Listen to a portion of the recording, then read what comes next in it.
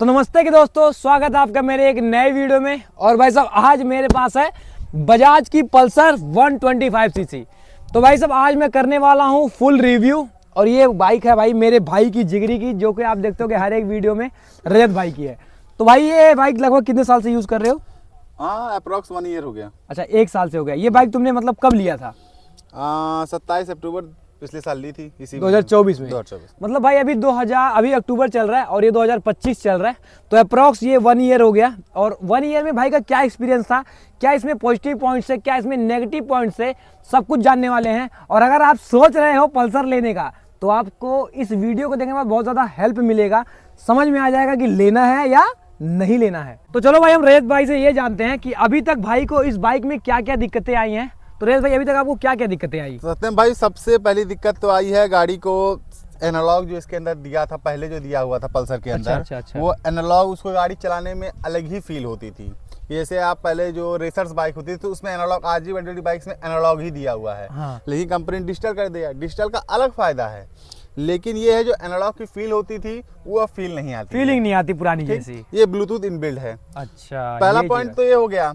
दूसरा इसका ये हैंडलिंग जर्क होती है। ये हैंडलिंग अगर रफ्तार में बहुत है, अचानक से अगर सेक हो जाए तो आदमी नहीं कंट्रोल कर पाएगा। अगर आप मान लो 100 के प्लस जा रहे हो हाँ। तो सेक हो गया तो भाई कोई वो भी नहीं उसको आप कंट्रोल नहीं कर सकते, आपका एक्सीडेंट 100% होगा। ये भाई तीसरा पॉइंट ये है कि इसका गियर बॉक्स, कि अगर गियर आप लगा दिए, बाय द वे मैंने 10,000 किलोमीटर अप्रॉक्स गाड़ी चला चुका हूँ। आपको पहले मीटर दिखा देता हूँ कि भाई ने लगभग 10,000 किलोमीटर चलाया है बाइक। मैंने अभी इसकी रिसेंटली सर्विस भी कराई है। देख लो, 10,000 किलोमीटर गाड़ी चलाई हुई है। ठीक है, अब 10,000 में भाई को एक्सपीरियंस, 10,000 भाई बहुत होता है, इतने में हर एक आदमी एक्सपीरियंस ले सकता है। ठीक, तो इसका जो गियर बॉक्स है कि अगर आप बाय द वे लगा दिए हैं 4 नंबर या 5 नंबर गाड़ी लगा, 5 नंबर गियर बॉक्स की गाड़ी है ये।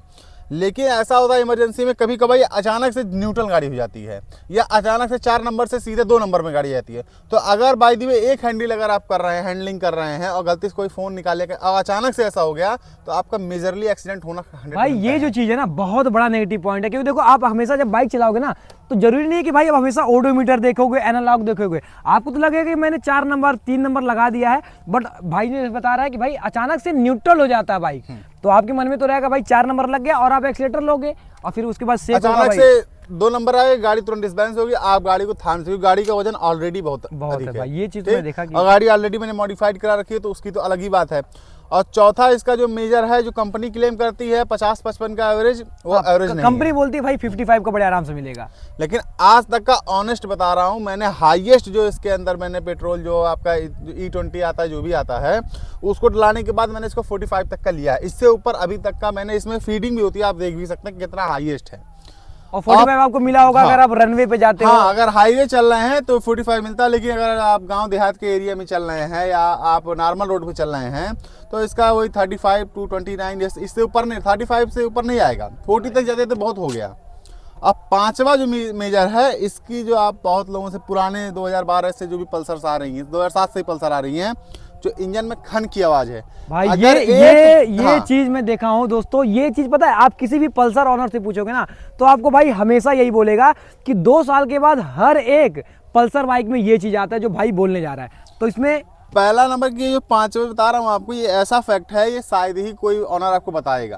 क्योंकि मैं जिस दिन पल्सर अपनी निकलवा रहा था, उसी दिन उस एजेंसी के एक बंदे ने, मेरे दोस्त था, पूछा तो उसने कहा भाई पल्सर ले तो लिए हो, लेकिन ये याद रखना अगर मेजर टाइम सर्विस नहीं कराओगे इसकी, और इंजन में एक बार आवाज़ आ गई तो गाड़ी आप बेच दो, लेकिन इसकी कभी इंजन की आवाज़ नहीं खत्म हुई, चाहे इंजन नया बैठा दो। भाई ये सबसे पॉइंट ये चीज तो भाई ने बोला एकदम भाई, ये बहुत लोगों का दिक्कत आता है। और ये जो आवाज है ना भाई, आपको मैं सुनाऊंगा, बहुत ही बुरा लगता है भाई, मतलब एक इरिटेटिंग। मेरे पल्सर में वो आवाज़ नहीं है, क्योंकि मैंने 10,000 किलोमीटर चली है, मैंने इस गाड़ी की 10 बार सर्विस करा चुका हूँ। क्योंकि मैं चाहता हूँ भाई 1000 पे ही हो जाए। फिर कंपनी क्लेम करती है 3000 पे, भाई मैं रिस्क नहीं लूँगा, क्योंकि एक बार अगर आवाज़ आ गई तो फिर लाइफ टाइम वो आवाज़ इस गाड़ी से जाएगी नहीं। मैं किसी को बेच भी दूँ या इंजन से रिप्लेस करा दूँ, क्योंकि ये पल्सर में सबसे नेगेटिव पॉइंट यही है कि आवाज़ अगर इंजन में खन से आ गई। आप पुरानी पल्सर्स भी हैं जो आप देखेंगे पुरानी वीडियोस में, उसमें आती है तो वो कभी खत्म नहीं होती। आप किसी भी मिस्त्री बड़े से बड़े आप एजेंसी में ले चेक करा दीजिए, वो कभी चेंज नहीं होगी। भाई यही होता है, पता है इसका सबसे डिसएडवांटेज है। रीसेल वैल्यू इसीलिए इसका कम है, क्योंकि भाई 2 साल के बाद आवाज़ आनी ही आनी है। आप 2 से 3 साल अगर नहीं सही टाइम पे कुछ करवाते हो ना, तो ये आवाज़ तो भाई आनी ही आनी है। तो रजत भाई अभी तक तो आपने इसके नेगेटिव पॉइंट्स को बता दिया, बट आप अब हमारी जनता को बता दो इसमें पॉजिटिव पॉइंट्स क्या है। ठीक है, तो चलो। तो सबसे पहला पॉइंट तो है भाई 125 सीसी अपने सेगमेंट की एक ऐसी बाइक है जिसको चलाने में जो फील आता है, जैसे रॉयल एनफील्ड आप चलाइए हाँ। उसकी तरह, क्योंकि वजन में है। और दूसरा नंबर है रोड से चपक के गाड़ी चलती है। अच्छा, पहला नंबर ये वजन की क्योंकि वजह से हाँ है। वजन की वजह से, क्योंकि गाड़ी अपने सेगमेंट में वजन इसकी गाड़ी है। बाकी सेगमेंट 125 में कई गाड़ियाँ आती है, होंडा कंपनी की भी आती है, हीरो की भी आती हैं, लेकिन ये एक ऐसी बाइक है जिसको आप चलाने में एक अलग ही आपको ऑरा फील होगा। भाई कि पल्सर भाई- है क्योंकि क्रेज भाई है। पल्सर अपने सेगमेंट की एक रेसर बाइक है। इसकी कंपटीशन आप बड़े बड़े आप 160 से भी आप इसे कर सकते हैं। कई कई गाड़ियां ऐसी हैं जो 160 को टक्कर दे सकती हैं। क्योंकि इसको मैं चलाया हूं, महाकुंभ में मैं गया था जो आपका अभी रिसेंटली हुआ था, उसमें मैं गया था इस बाइक को लेके। सत्यम भाई भी अच्छे से जानते हैं। लगभग यहाँ से पड़ा था अपने मेरे गांव से लगभग 300 किलोमीटर पड़ा था। टोटल मैं 600 किलोमीटर 3 दिन में कवर किया था, अप डाउन मारा था। तो उसमें पहला नंबर फील हुआ था कि मैं पूरी मेरी वाइफ और बच्चे के संग में हम लोग गए थे, पूरा इसी पे सामान लोडेड था। और इसको चलाने में जो फील आया था, मैंने वहीं पे इसकी जो टॉप स्पीड नापी थी वो 120 थी। क्योंकि अभी आप कहेंगे भाई 120 कैसे जाएगी, भाई कंपनी तो बोलती है 110 से ऊपर ही जाएगी। 120 से नहीं जाएगी, क्योंकि मैंने इसके अंदर रेसिंग किट डलाई हुई है। अच्छा, वो आपको कितने का पड़ा था भाई? वो अप्रॉक्स 8,000 की पड़ी थी। अच्छा, रेटिंग की अगर भाई वो आप अलग से मैंने डाला था, ये आप याद रखिए, कंपनी आपको नहीं देगी। वो मैंने अलग से ब्लैक मार्केट से मंगवाया था, क्योंकि रेसिंग किट 125 सीसी के लिए नहीं आती है। वो 160 से ऊपर जब जाएंगी सेगमेंट की बाइक, रेसर बाइक, उसमें आती है। मैंने डलाया था ब्लैक मार्केट से। और सबसे बड़ा मुझको मेजर पॉइंट ये लगा कि इसमें जो अगर आप लंबा राइड चला रहे हैं, जैसे आप 110 या और लंबे दूर जा रहे हैं, 200 किलोमीटर जा रहे हैं, तो उसके लिए कंफर्ट इसमें मिलता है। क्योंकि जो इसकी सीट कुशिंग है वो एक नंबर दी हुई है कंपनी की तरफ से। क्योंकि भाई मैंने ऑनेस्टली मैंने इसको 1 साल कंटिन्यू चलाया है, और मैं ये भी नहीं हूँ, मैं बहुत आराम से गाड़ी चलाता हूँ। हाँ भाई, ये चीज़ तो है कि आप पता है कि भाई नवा युवा है तो आप भाई समझ सकते मैं हो। बहुत अधिक लेवल पे गाड़ी खींच के चलाता हूँ। मेरे लिए गाड़ी का वो मतलब नहीं है कि गाड़ी है तो धीरे चलाओ। मेरे पास एक ऑलरेडी यमाहा की भी थी, यामाहा जो की भी सत्यम थी। भाई चलाया हुआ है ऑलरेडी मेरे पास। इससे पहले यामाहा की सैल्यूटो था, सैल्यूटो थी 125, उसको तो उस लेवल पे मैं चलाया हूँ, शायद ही कोई गाड़ी कोई चली चलाया होगा भाई। उसको तो जब एकदम खत्म खेत हो गया तो सब जगह मैं उसको कुदा दिया। और ये भी गाड़ी उसी तरह चलाया हूँ। इस नाते इसका 10 किलोमीटर जो पूरा किया हूँ वो ऑनेस्ट है पूरा। उसको ना तो मीटर टेम्पिंग है ना कुछ, 1 साल में जो चलाया हूँ। और 10 सर्विस कराया हूँ, ये भी आप लिखिएगा। अच्छा भाई, ये सर्विस का अगर आप सर्विस जाते हो तो आपको लगभग एक बार का सर्विस का कितना चार्ज आ जाता भाई है? मैंने कंपनी में सिर्फ एक ही बार कराई है। अच्छा, और बाहर से करवाते हो? फ्री वाली जो है बस मैंने वही बार कराई है। बाकी मेरे पास खुद का मैकेनिक है पर्सनल, मैं उससे कराता हूँ। अप्रोक्सीमेट कंपनी से मैं सामान ले आता हूँ, जो उसका मैचिंग बाकी भाई सर्विस चार्ज है वो दे देता हूँ मैं।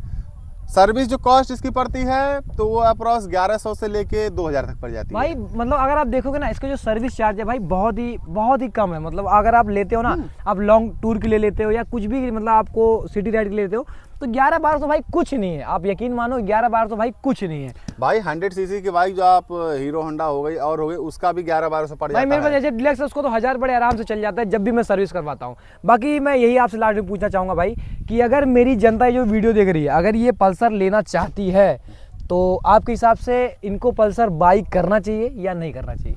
दोनों है, करें ना भी करें। पहले बता दो क्यों ना करें। क्यों ना करें? अगर गांव देहात में चला रहे हैं, रोड आपके यहाँ सही नहीं है तो मत लीजिए, बिल्कुल मत लीजिए।